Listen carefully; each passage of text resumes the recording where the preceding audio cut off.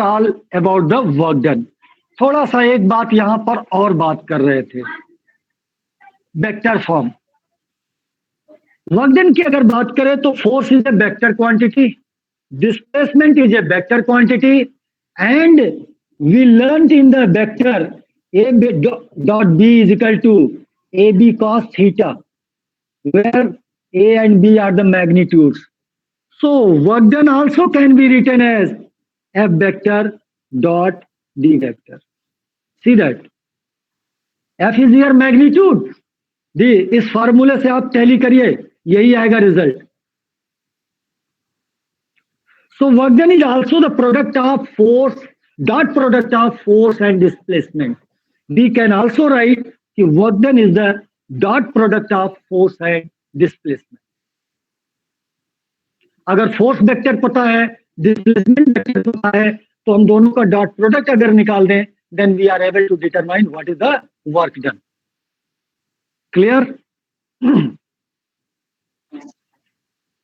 Now अगला topic है, अच्छा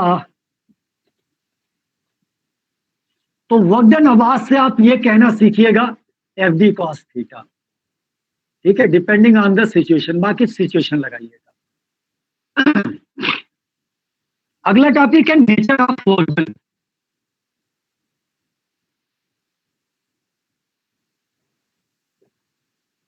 जो वर्क का नेचर होता है वो कैसे होता है, किस तरीके का होता है। देखो वर्क डन का जो नेचर होता है वो पॉजिटिव भी हो सकता है,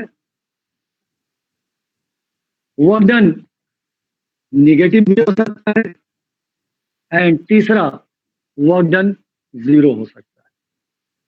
कैसे? आप लोगों ने अभी 2 महीने पहले यानी ट्रिग्नोमेट्री में एक फॉर्मूला पढ़ते थे ASTC।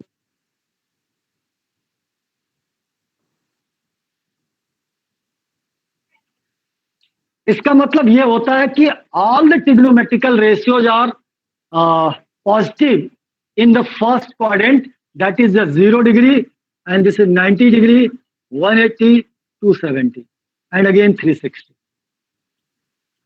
तो पहले क्वाड्रेंट में सारी पॉजिटिव होती है, सेकंड क्वाड्रेंट में साइन पॉजिटिव होती है, और साइन का रेसिप्रोकल क्या होता है, कॉसेक, तो इसलिए साइन और कॉसेक पॉजिटिव होंगे। थर्ड क्वाड्रेंट में टैन, और टैन का रेसिप्रोकल कॉटेक होता है, इसलिए टैन और कॉटेक पॉजिटिव होंगे, कॉट पॉजिटिव होंगे, बाकी सारे नेगेटिव होते हैं। ऐसे फोर्थ क्वाड्रेंट में कॉस पॉजिटिव होगा, और कॉस का रेसिप्रोकल चूंकि सेक होता है तो सेक पॉजिटिव होता है, अदर नेगेटिव होंगे। ए का मतलब है ऑल, एस का मतलब है साइन, टी का मतलब है टैन, और सी का मतलब है ये पॉजिटिव होते हैं। क्योंकि साइन अगर पॉजिटिव है तो इसका रेसिप्रोकल भी पॉजिटिव होगा, और साइन का रेसिप्रोकल क्या होता है, कॉसेक। खैर अब जरा यहां पर आइए, पहले हम एक एक करके डिस्कस करते हैं। आपने लिखा ये, यानी when the theta is less than 90 degree, theta की वैल्यू 90 से छोटा है, तो कहां पर आएगा, फर्स्ट क्वाड्रेंट, फर्स्ट क्वाड्रेंट। और तब कॉस की जितनी भी वैल्यू मिलेंगी, क्योंकि फर्स्ट क्वाड्रेंट में सारे पॉजिटिव होते हैं, all the 6 trigonometrical ratios, all लिखा है मतलब साइन, कॉस, टैन, कॉट, सेक, कॉसेक सारे पॉजिटिव होते हैं 0 से 90 डिग्री के बीच में। तो फर्स्ट यानी जब ये एक्यूट एंगल होगा, फोर्स और डिस्प्लेसमेंट के बीच एंगल एक्यूट एंगल होगा, तो वर्क डन पॉजिटिव आएगा। व्हेन थीटा क्या हो, एक्यूट हो या लेस देन 90 डिग्री होगा। दूसरा, when theta is greater than 90 degree, तो ये क्या है, कॉस है, और आप देख रहे हो 90 डिग्री से ग्रेटर केवल साइन पॉजिटिव होगा, और साइन का भाई है रेसिप्रोकल कॉसेक, वो पॉजिटिव होगा। कॉस नेगेटिव हुआ इसमें, सेकंड क्वाड्रेंट ग्रेटर देन 90 का मतलब है सेकंड क्वाड्रेंट हुआ, और सेकंड क्वाड्रेंट में आपकी ये क्या हो गई, नेगेटिव आएगा, तो work done will be negative. यानी जब ऑब्ट्यूस एंगल बनाएगी, ये कह सकते हो एक्यूट एंगल, और ये कह सकते हो ऑब्ट्यूस एंगल, तो आपका वर्क डन नेगेटिव होगा। और जब थीटा इक्वल टू 90 डिग्री होगा, पास 90 की वैल्यू आपको पता है 0 होता है, तो वर्क डन 0 हो जाएगा। ये जनरली सर्कुलर मोशन में आता है। क्यों होता है? जब कोई ऑब्जेक्ट सर्कुलर पाथ पे मूव करता है तो इधर देखो, सेंट्रीपिटल फोर्स इधर काम करती है, जबकि ऑब्जेक्ट की वेलोसिटी इधर होती है, तो जिधर वेलोसिटी होगी उधर ही डिस्प्लेसमेंट वेक्टर होगा। तो फोर्स और डिस्प्लेसमेंट के बीच एंगल 90 होती है। तो जब कोई ऑब्जेक्ट सर्कुलर पाथ पे मूव करता है तो सेंट्रीपिटल फोर्स के कारण वर्क डन उसके 0 होती है। सेंट्रीपिटल फोर्स की वजह से जो वर्क डन होती है वो 0 होती है। अब आती है पॉजिटिव वर्क डन के एग्जांपल्स और निगेटिव वर्क डन के एग्जांपल्स हमारे डेली लाइफ में। एनसीईआरटी की एक्सरसाइज में पहला क्वेश्चन जो दिया गया है, 6-7 एग्जांपल दिए गए हैं पॉजिटिव। उसमें आपका एक क्वेश्चन है कि आइडेंटिफाई करो कि वर्क डन कब पॉजिटिव होगा, नेगेटिव कब होगा। ये एनसीईआरटी की एक्सरसाइज का पहला क्वेश्चन है इस चैप्टर का। उसमें जाकर के आप चेक कर सकते हैं इस क्वेश्चन को। चलो जरा कुछ एग्जाम्पल की बात कर लें।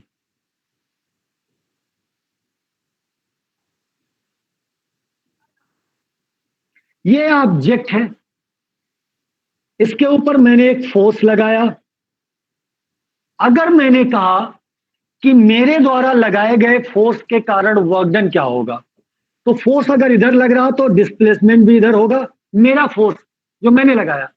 तो वर्क डन और डिस्प्लेसमेंट के बीच एंगल 0 डिग्री है, एक्यूट एंगल का केस बनेगा, यानी पॉजिटिव वर्क डन होगा।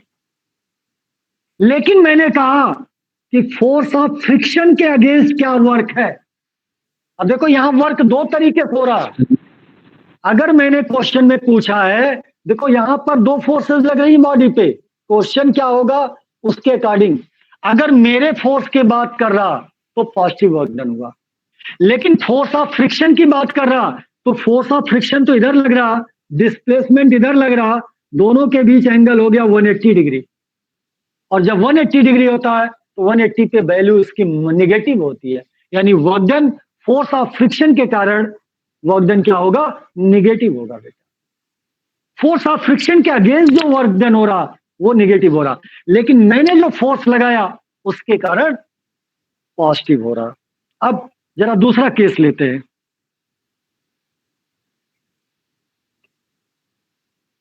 ये आपकी कुआं है, यानी जिसको आप वेल कहते हो। ये आपका बकेट है,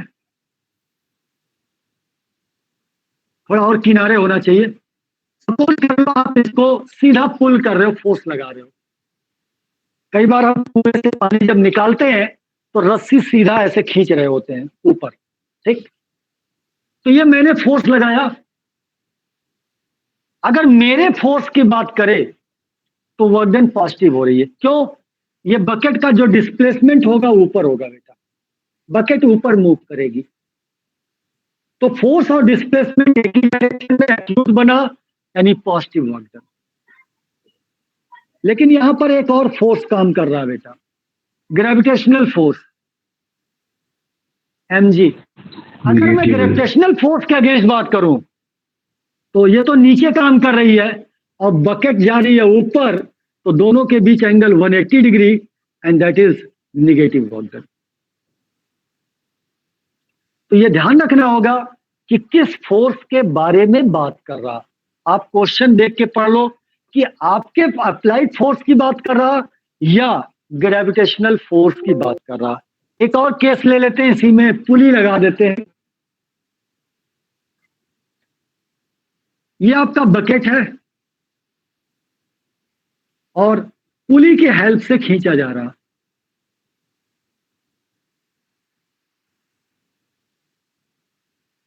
यहां आप हो,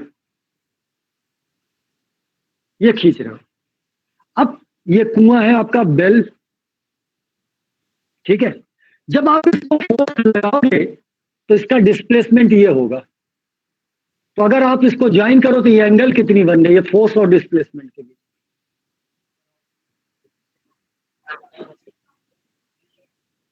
तो यहां आपके फोर्स के कारण वर्क डन निगेटिव है।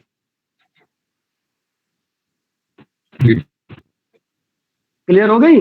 तो कहां पर किसके कारण नेगेटिव, किसके कारण पॉजिटिव होगा, you may easily determine by seeing the direction को देख करके आप इजिली ये अगर और करना चाहते हो तो there are around 5 to 6 exam question दिया गया। क्वेश्चन नंबर 1 एनसीईआरटी के बुक में ऐसा एक क्वेश्चन का पूरा 5 क्वेश्चन दिए गए। क्वेश्चन नंबर 1 में 5 पार्ट्स हैं या 6 पार्ट्स हैं, नंबर ऑफ पार्ट्स मुझे एग्जैक्टली याद नहीं आ रहा, but there are 5 or 6 part in the exercises. तो आप वहां जाकर के प्रैक्टिस कर सकते हो और चेक कर सकते हो कि पॉजिटिव वर्क डन कब होगा, नेगेटिव वर्क डन कब होगा, ये सारी बातें चेक कर सकते हो।